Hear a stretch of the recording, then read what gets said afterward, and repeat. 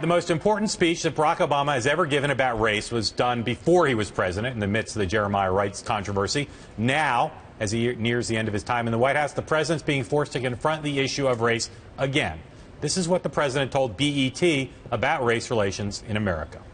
And if you talk to your parents, grandparents, uncles, they'll tell you that things are better. Not good in some cases, but better. Meanwhile, our new Bloomberg Politics poll shows that most Americans say that race relations have gotten worse since President Obama took office. White House spokesman Josh Earnest was prompted on that matter today.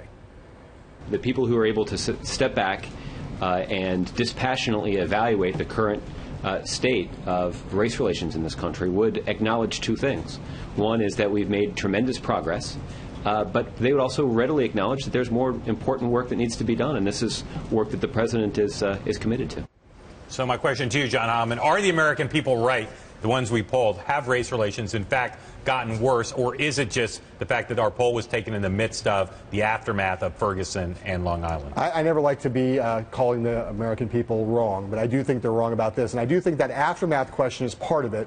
You're in the middle of this poll's being taken in the aftermath of Ferguson while there are protests going on all over the country in the wake of the Garner non-indictment here in New York. But it's also, I think that what has happened over the course of the Obama administration is not that race relations have gotten worse, but in a weird way, having an African-American president has shown people that race relations were not as good as they thought they were to begin with. And I don't think much progress has been made over the last 6 years, but I think that having a lot of a more polarized, racially charged discussion in our political culture, because Barack Obama is chief executive, has heightened everyone's awareness of a lot of the underlying tensions that have long been a part of the fabric of American life. I got to tell you, I got nothing to back this up except my own travels and reporting. But my sense is that race relations have, in fact, become a tale of two Americas. In some places, I think they have gotten better in the last 6 years and in the country at large. In other places, like New York City. Except for Staten Island. Well, yes, right.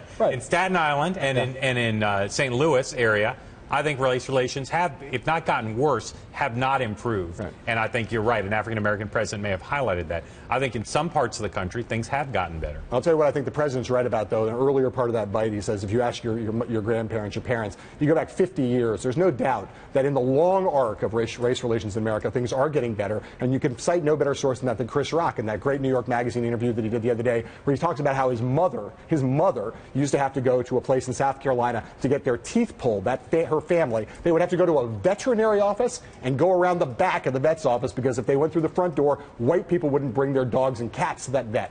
That was one generation ago, not 3, not 5. We are not in that America anymore anywhere. And the president's right. We've come a long way in a relatively short period of time in a very young country, but still a lot of ways to go.